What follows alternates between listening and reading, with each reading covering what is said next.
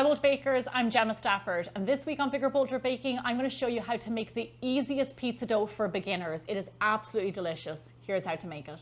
So I've made it my life's mission to perfect pizza of all kinds. On Bigger Bolder Baking, we've done sourdough, fermented doughs, wood burning, oven pizza, in my oven pizza, no yeast, so many delicious doughs, but I've never done a beginner dough before. So I'm going to show you how to do that right now. It still yields an amazing pizza, but just a simpler few ingredients and technique. In my bowl here, I have some all-purpose flour. We're going to add that into our stand mixer. Now, let me tell you a little bit about all-purpose flour and why I'm not using bread flour. I guarantee you the majority of you have all-purpose flour in your cupboard, but you don't have bread flour. All-purpose flour is a protein percentage of around 8 to 11%. Bread flour is around 12 to 14%, so there's not a huge difference there. So you can totally get away with all-purpose flour. I've been making pizza for years and I've done it both ways. The results are still good with either flour. If you want to do bread flour because you're kind of a purist, then you can totally do that. Next up, our salt. Salt is super important in bread doughs because otherwise it can seem a little bit flat. So don't be scabby with the salt. Now, next is our yeast. Now, this is a beginner's dough, remember, so we are using instant yeast. I love to use instant yeast. I'll tell you why. There is no sponging. With instant yeast, you add it straight into your flour, just like you would any other ingredient. Active yeast has to be sponged and it takes an extra step. This is so much easier and the best choice for a beginner dough. I'm going to put that on the other side of my bowl over here, away from the salt. We try and keep that yeast and salt separate so the salt doesn't deactivate the yeast. Now I'm just going to go in here and give it a little mixy mix, the yeast on one side, mixy mix the salt on the other side, and now we just give it a mix all around. Okay, so I have my dough hook attachment here. Turn it on to a medium speed. And here I have some lukewarm water. Now, lukewarm water is really important when making bread doughs, pizza doughs, anything like that with yeast, because yeast needs warmth to survive and thrive. So what you want to do is either put it on the stovetop or put it in the microwave. Get it nice and warm, but not too warm. Put your finger in the water, and if you can't feel the water around your finger, that means it's the same temperature as your blood, which is perfect for yeast. Yeast loves that. So we're going to pour that in to our flour mixture. Cold water will just make it a lot longer for your dough to proof, and it will make it quite sluggish. Our water's in here. We're going to add in some olive oil. Now I always, regardless of the dough, I always have olive oil. I love it in there because it adds a little bit of a softness to your dough. Sometimes if you ever had a pizza, it can bake up really hard. And we like a nice, crispy crust. We don't want a hard crust. I think the olive oil really helps with that. So we're going to let this knead here for around, 7 to 8 minutes or so on the machine and let that gluten form. Now, this is a beginner dough, so if you don't have a machine, that is totally fine. You can also do this by hand. Kneading by hand is really simple. It will just take a little bit longer and a lot of welly to really work that dough, but it's totally possible. Okay, lovely. Now, this is a sign I like to see. We have a nice, tight, lovely smooth ball of dough and a clean bowl. So this is fantastic. This is exactly what I'm going for. Only add in enough liquid to get yourself a nice tight ball. Don't add in too much where you have like a really wet dough, because we don't want that either. So here I have my nice big bowl. I'm going to put a little bit of olive oil in there. And what we're going to do is just put in our dough, give it a toss around in the olive oil. So what this does is it coats the olive oil. So while it's proofing, it is really easy and it doesn't struggle to proof up the side of the bowl. Doughs have yeast. Yeast is a living thing. We try and make its life as easy and as comfortable as possible. We give it food. We give it warmth with the warm water. We, make it nice and snug, put it in a bowl and put a little shower cap over it. And we put oil in there so it can, as it's proofing, just glide up the side of the bowl. So, when you take care of your dough and, do all these little things to make it happy, you're going to see that in your finished pizza. It's going to be absolutely delicious. Okay, so here's what we're going to do. We are going to let this proof now for roughly an hour and a half to 2 hours. I like to give it 2. It's going to double in size, get nice and big. It's going to develop flavor while it's doing this. And what we're going to do then is come back and prepare it to make our pizzas. I'm going to set this over to the side now. So it's been 2 hours. Look at this lovely dough.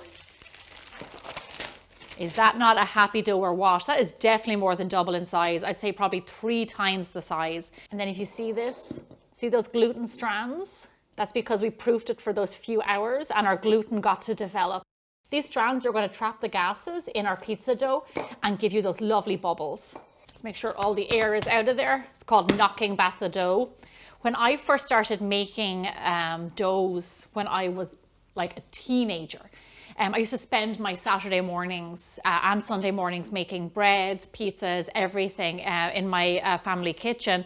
And I always thought that knocking back the dough was actually weakening the dough and getting rid of all those lovely gases and all the lovely bubbles in there. But I learned later on, the more and more I made pizza, and I've made thousands of pizzas at this stage, is that knocking out that air just builds back your dough stronger. So it strengthens the gluten, so it creates even more gas and it makes your dough even stronger to capture them while it's baking. Now here's what we're going to do. Divvy this up into 4 pieces. They're going to be roughly 8.5 ounce pieces each. Do them in nice smooth balls. Just like this. You will notice right now there is no flour on my surface. A lot of you already know why I say this. We do not put flour on our surface when we're trying to shape a dough into a smooth ball, because your dough will just slip and slide on it. What you want is traction against your work surface. So no flour is needed at this point in time. Okay, lovely. Here I have a dish. I lightly floured it with a little bit of flour, obviously, because it's floured. So here's what we're going to do. We are going to cover these up again and let them sit here and proof a little bit and relax for around 20 minutes.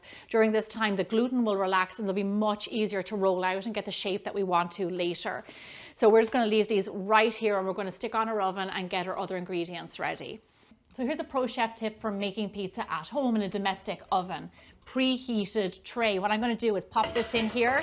This is a cast iron tray. We're going to put that in there, then we're going to preheat our oven and let that tray preheat while the oven is heating up. So what we do is we roll out our pizza, slide it onto that preheated tray, and it just pops in the oven and gives your crust this lovely big bubbly texture, which is exactly what we're going for. So we're about to get ready to roll our pizzas. I just have a few things ready. I've got a pizza pan here. I buy a few of these on Amazon. They're just really handy to have when you make a lot of pizza like I do. And here we have a piece of parchment, a nice big piece of parchment, around 12 inches. We're going to use this to slide our pizza into the oven. So I'm going to set that over there. I have my pizza dough. It puffed up again.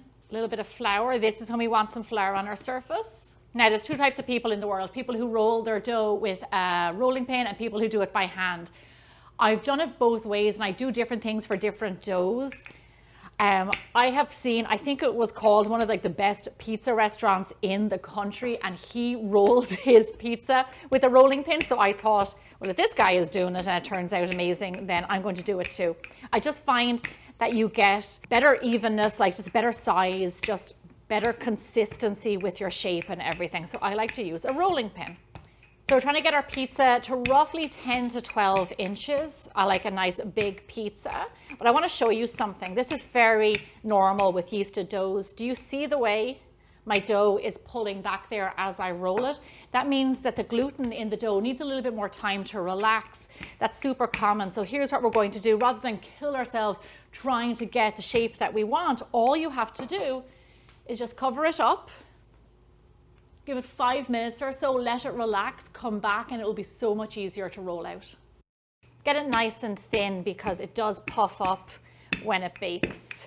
Let's see, what size did I get it to? 12 inches, lovely. So bring back in your tray here. I like to sprinkle it with a little bit of semolina, which you find traditionally on pizza. It just avoids the need for like more flour on your dough, and sometimes it can get baked on there. So semolina is just a really nice addition. Okay, tomato sauce, pizza sauce. This is my 5-minute pizza sauce. Takes 5 minutes to make in a blender, super easy. Recipe and video is on biggerbolderbaking.com. When it comes to topping your pizza, less is definitely more. Here I have fresh mozzarella. You can use shredded, whatever you like. There's one thing you don't want to be stingy with, and that is the cheese. I can't stand when you order a pizza and it comes out more like a flatbread with hardly anything on it. And then pepperonis. My favorite pizza is pepperoni pizza. George's favorite is ham and pineapple. So I'm gonna have to make him one of those after this. Because if he sees this, he's gonna be like, hey, where's my pizza? There you go, so really easy to get it to this stage. It doesn't take a whole lot of time, few basic ingredients, and our pizza is ready to go into the oven. So follow me over here. So our oven is preheated to 500 degrees, which is a lovely hot oven. Slide your pizza right in there onto the preheated tray, and we're gonna bake it for roughly 10 to 12 minutes or so until it's lovely golden brown. What is more satisfying than a gorgeous golden brown bubbly pizza coming out of the oven? This looks fantastic. I love how you can see the crust just popped all the way around the edges and it got a little bit browner in parts. Not only is it brown on top, but it's lovely and crispy on the bottom because of the preheated tray. Without a doubt, one of life's simple pleasures is definitely eating homemade pizza straight out of the oven. This is absolutely lovely. The crust is nice and thin. It's crispy on the bottom, like I said, because we used that preheated tray. It got lovely bubbles on the top. It's caramelized. It got a little bit like scorchy because the oven was so hot. You have to try this dough. It's not just for beginners. It's for anybody who loves awesome pizza. Listen, if you love pizza as much as I do, then stick around because I've got tons more pizza videos for you to check out. Thanks so much for watching, and I'll see you back here again really soon.